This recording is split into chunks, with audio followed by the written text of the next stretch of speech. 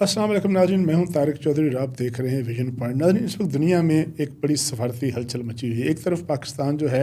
उसके सरहदी इलाके हैं, ख़ास तौर पर खैबर पख्तूनख्वा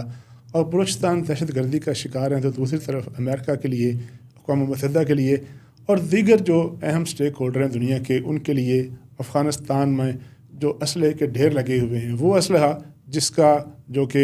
अमेरिकन फोर्सेस थी और नेटो फोर्सेस थी,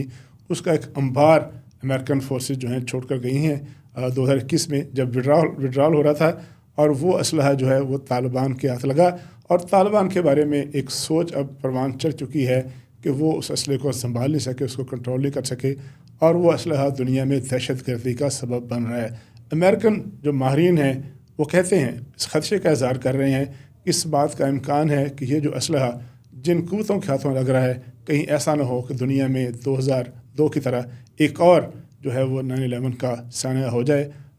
अगरचे हमारे नज़दीक जो जाफ़र एक्सप्रेस का वाक़या था वो पाकिस्तान का 9/11 था, लेकिन दुनिया उसको एक बड़े स्केल पे देखती है। अब सफारती हलकों में सफारती डेवलपमेंट ये है कि 8 फरवरी को गुज़श्ता साल जब हुकूमत बनी तो उसके बाद से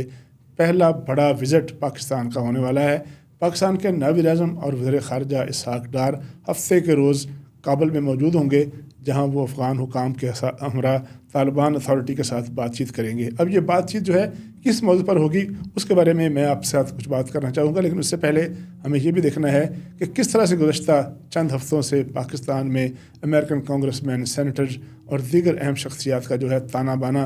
जो है आना जाना लगा हुआ है और सबके सामने एक ही मसला वो हथियार है, जिसका जिक्र 20 फरवरी को प्रेसिडेंट ट्रंप मुंतखब होने के बाद कर चुके हैं और वो बार बार कह चुके हैं कि 7 से 8 अरब डॉलर का मालियत का जो असलहा है, जिसमें गाड़ियां हैं, जिसमें बड़े मोहलक हथियार हैं, जिसमें नाइट विजन है, जिसमें थर्मल ऑप्टिक्स हैं, जिसमें M4 और दीगर M4 और राइफ़ल्स और M16 राइफ़ल्स हैं, वो जो हैं उसमें से आधे से ज़्यादा गायब हो चुके हैं। जी हाँ, 10 लाख हथियार जो कि अमेरिकन छोड़ के गए थे और उन ज़िम्मेदारी थी तालिबान की दोहा एग्रीमेंट के तहत कि वो उनको कंट्रोल करेंगे और उनको किसी के गलत हाथों में नहीं जाने देंगे। उसमें से 5 लाख जो हथियार हैं वो गायब हो चुके हैं और इतलात ये हैं कि वो हथियार दाइश, अलकायदा, TTP और BLA और BRA के हाथ लग चुके हैं। और पाकिस्तान जो उन मुल्कों में शामिल है जो कि TTP, BRA हो या BLA हो या दाइश हो, उसका बराह रास्त निशाना है और हमारे मुल्क में कई दहशत गर्दी के वाक़यात हो चुके हैं। मेरे सामने 2-3 रिपोर्टें पड़ी हुई हैं। वाशिंगटन पोस्ट की रिपोर्ट गुज़श्ता हफ्ते आई थी और उस रिपोर्ट की बाज़गश्त अभी सुनाई दे रही थी कि आज BBC की एक बड़ी अहम रिपोर्ट सामने आई है और ये दोनों रिपोर्टें जो हैं उन ख़तरात की निशानदही करती हैं जिनका सामना है पाकिस्तान को, ख़ास तौर पर इन हथियारों की मौजूदगी से। कुछ दिन पहले एक मीटिंग हुई जो यूनाइटेड नेशंस का जो अदारा है, सलामती कौंसिल की कमेटी है जो डील करती है हथियारों के हवाले से, तो उसके सामने तालिबान अथॉरिटीज़ ने जाके इस बात का इतराफ़ किया कि वो जो 5 लाख हथियार हैं उनका कुछ अता पता नहीं है, वो किसके पास चले गए हैं। पाकिस्तान में आपको याद होगा कि गुज़श्ता माह जाफ़र एक्सप्रेस का वाक़या हुआ और उस वाक़े में 26 जो है वो अफराद शहीद हुए और कुछ दहशत गर्द भी जो थे वो हलाक हुए। तो जो पाकिस्तानी हुकाम हैं उनके हाथों में जो सबूत आए उनमें से 4 M4A राइफ़ल्स जो थी वो ऐसी थी जिन पर बाकायदा वो सीरियल नंबर लिखा हुआ था, जो कि वो हथियार थे जो अमेरिकन फोर्सेस के ज़ेर इस्तेमाल थे और अमेरिकन वहाँ से छोड़ गए थे। तो ये जो रिपोर्ट है ये कहती है, जो वाशिंगटन पोस्ट की रिपोर्ट थी पिछले हफ्ते, वो ये कहती है कि ये जो असलहा है ये हाथ लग चुका है TTP के और दीगर तंजीमों के, और पाकिस्तान का जो ट्राइबल एरिया है दर आदम खेल वो भरमार है, वहाँ अंबार लगे हुए इस असले के। और चूँकि जो दहशतगर्द तंजीमें हैं उनके पास भारत का और दीगर जो पाकिस्तान दुश्मन ममालिक हैं उनका दिया हुआ पैसा बहुत है, तो उनके लिए 5-6 हज़ार डॉलर मालियत के ये हथियार ख़रीदना कोई मुश्किल काम नहीं है। इन हथियारों में नाइट विजन गॉगल्स हैं। ये वो गॉगल्स होते हैं जो शायद बहुत सी रेगुलर आर्मीज़ के पास भी नहीं हैं। थर्मल ऑप्टिक्स हैं। थर्मल ऑप्टिक्स वो हथियार है जो कि किसी भी जो इंसानी जिस्म है उसकी हीट को डिटेक्ट करता है और हीट की बुनियाद पर जो है जिस फ़र्द के पास वो हथियार मौजूद हो वो उसको निशाना बना सकता है। यानी रात के वक्त भी दहशतगर्द जो हैं वो अपने फ़रीक़े मुखालिफ को निशाना बना सकते हैं। इसके अलावा अमेरिकन जो CIA के सीक्रेट सर्विस के एक साबिक एहलकार हैं बैरी रिचर्ड्स, उनका भी ये कहना है कि जब विड्रॉल हुआ था तो اس وقت امریکن فورسز کی اور جو بائیڈن انتظامیہ تھی اس کی کوتاہی تھی کہ ان کے پاس کوئی وڈرال پلان نہیں تھا، ان کے پاس کوئی طریقہ کار نہیں تھا کہ ان ہتھیاروں کا کیا کرنا ہے. اور یہ ہتھیار جو ہیں وہ تقریباً 7 ارب ڈالر مالیت کے جو ہیں وہ 2021 اور 22 میں چھوڑے گئے اور اس کے بعد وہ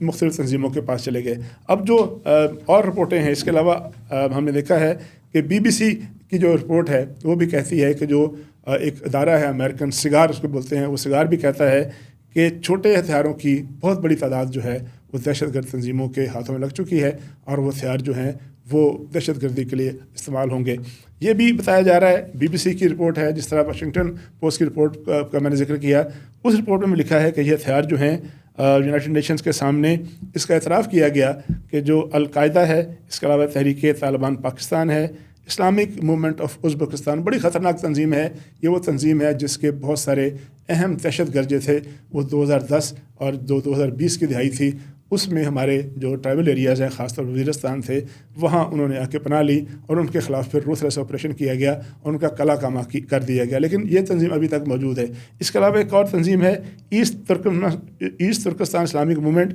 جو کہ باقاعدہ طور پر چین کے کچھ علاقوں کو اور ترکی کے کچھ علاقوں کو ایک آزاد مملکت بنانا چاہتے ہیں اور اس کے لیے وہ دہشت گردی کے مرتکب ہیں. یہ ساری تنظیمیں جو ہیں وہ یونائٹڈ نیشن کی طرف سے اور USA کی طرف سے بین کر دی گئی ہیں، ان کو بلیک لسٹ کر دیا گیا. اس کے علاوہ جو یمن میں کچھ ایسے لوگ ہیں جو کہ برسر پیکار ہیں مختلف ممالک کے خلاف، ان کے ہاتھوں میں یہ ہتھیار لگ چکے ہیں. یعنی اتنی خطرناک صورتحال ہے کہ یہ وہ ہتھیار ہیں جو کہ مختلف ملکوں کے ہاتھوں لگ چکے ہیں، لیکن پاکستان ان کا خاص طور پر نشانہ ہے. دہشت گردی کے جو DI خان میں، بنو میں،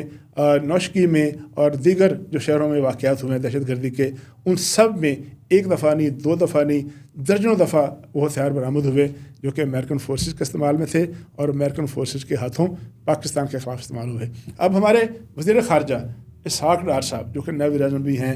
وہ جا رہے ہیں ہفتے کے روز افغانستان پہنچیں گے، کابل پہنچیں گے. اس سے پہلے ایک ڈیلیگیشن پاکستان آیا تھا اور اس کے علاوہ جو پاکستان کے خصوصی نمائندے ہیں محمد صادق، وہ بھی دورہ کر چکے ہیں اور اس حوالے سے جو بیسک ورک ہے یعنی پچ جو ہے وہ تیار کر لی گئی ہے کہ اب افغانستان کے ساتھ 2 ٹوک بات کی جائے، واضح بات کری جائے، بالکل کلیئر بات کر لی جائے کہ آپ کی سرزمین جو ہے وہ ہمارے خلاف استعمال ہوتی ہے. پاکستان میں دہشت گردی کا کوئی واقعہ ہوتا ہے تو جو لوگ